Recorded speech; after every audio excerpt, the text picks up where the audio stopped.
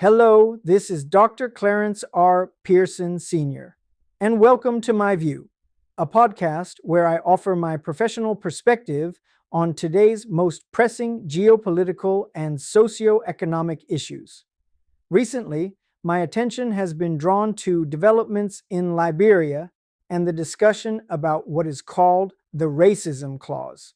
Here is my view on the matter: protection, not prejudice. Understanding the intent of Liberia's constitutional citizenship clause. Remarks of former President Ellen Johnson, Sirleaf on citizenship, ignite national debate. Few issues ignite debate in Liberia more quickly than the interpretation of the country's constitutional provisions on citizenship and land ownership. Critics increasingly describe these provisions as relics of exclusion or even as expressions of constitutional racism. Yet such characterizations risk misreading both the historical context and the legal intent of Liberia's founding constitutional framework. The framers of Liberia's modern constitutional system were not engaged in an exercise of racial hostility.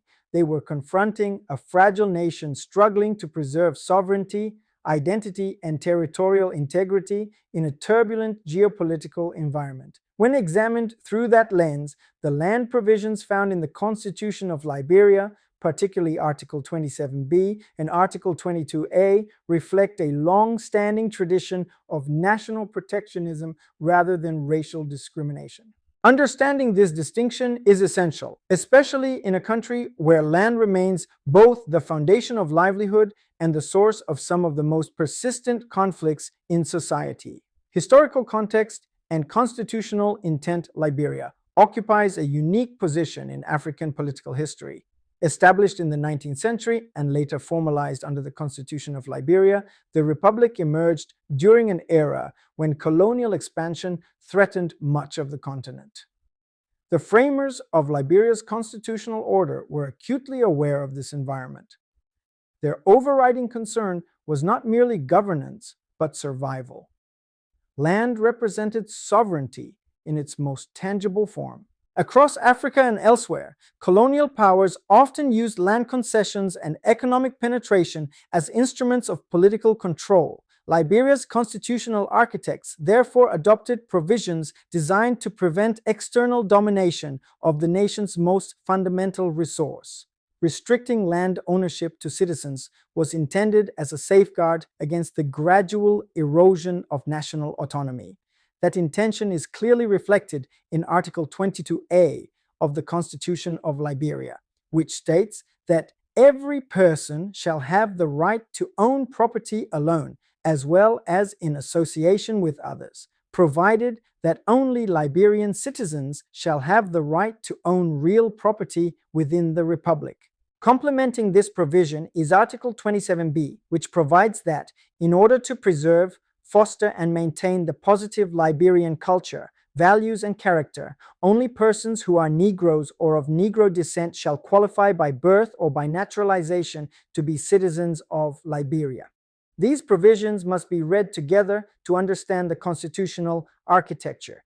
Citizenship defines the national community, while land ownership remains reserved to that community as a matter of sovereign protection. Protectionism in comparative perspective. Protectionist policies are not unique to Liberia. Many states employ similar mechanisms to safeguard sovereignty or strategic assets. The historical foreign policy framework, known as the Monroe Doctrine, articulated in the 19th century, asserted the Western Hemisphere as a sphere where external powers should not extend political control. Though controversial in its application, the doctrine represented a form of geopolitical protectionism aimed at preserving regional autonomy. Across the world, governments adopt legal frameworks that restrict foreign control over land, natural resources, or key industries. Such measures reflect a widely recognized principle of international political economy that strategic national assets require protection from excessive external dominance. Liberia's constitutional clause should therefore be understood within this broader global tradition. The restriction does not prohibit foreigners from investing in Liberia or participating in economic activity. Instead, it preserves ultimate ownership of land, the country's most critical resource for citizens of the Republic, the real drivers of underdevelopment. To attribute Liberia's development challenges to constitutional racism is to overlook far more powerful forces shaping the nation's trajectory. Scholars examining Liberia's political economy consistently identify governance failures, corruption, and weak institutional capacity as the principal obstacles to national progress. Liberia's modern history includes prolonged political instability, culminating in a devastating civil conflict that profoundly disrupted the state and the economy. And the consequences of that conflict remain visible in fragile infrastructure, uneven public services, and limited economic opportunities for large segments of the population. Blaming constitutional provisions for these systemic problems risks creating a convenient scapegoat. It shifts attention away from the accountability required to address corruption, strengthen institutions, and implement effective development policies. The debate over land ownership also intersects with Liberia's long-standing land tenure challenges. Even among citizens, land disputes are widespread.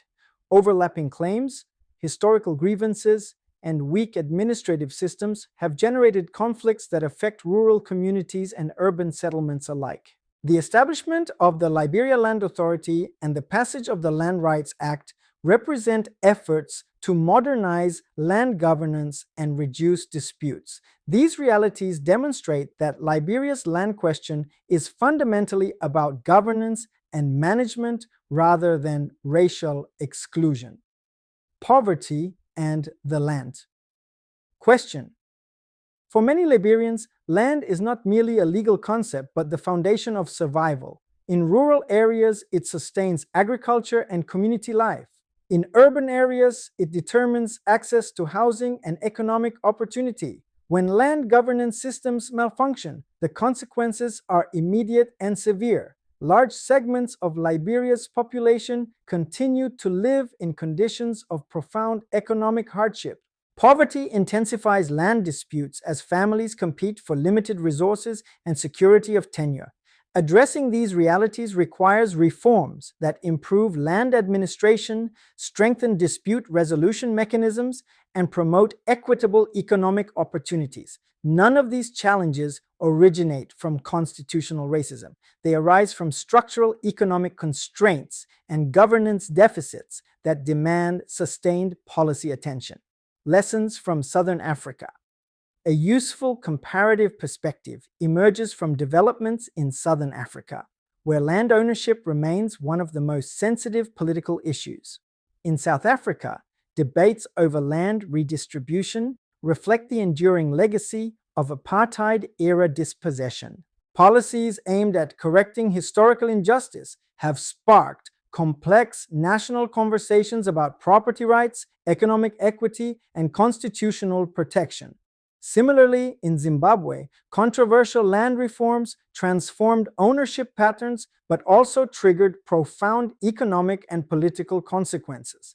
These experiences illustrate how land policy inevitably intersects with questions of sovereignty, justice, and national identity. Liberia's situation differs historically, yet the principle remains parallel.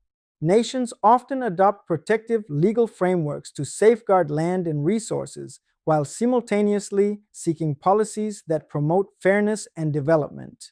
The Southern African experience demonstrates that politicizing land ownership without addressing deeper governance and economic challenges can produce instability rather than progress.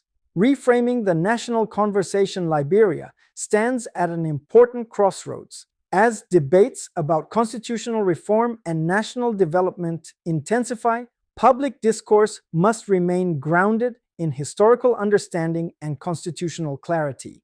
The framers of Liberia's constitutional order sought to protect a young and vulnerable republic from external domination. Their decision to restrict land ownership to citizens under Article 22A and to define citizenship in Article 27B reflected a strategy of national preservation, not racial hostility. Recognizing this historical intent does not mean ignoring the socioeconomic challenges facing many Liberians today. Poverty, land disputes, and uneven development remain urgent national concerns that require serious policy responses. Liberia's future will not be secured by mischaracterizing constitutional provisions, but by confronting the deeper issues that have hindered national progress for decades. Strengthening governance, combating corruption, modernizing land administration, and expanding economic opportunity offer far more meaningful pathways to development.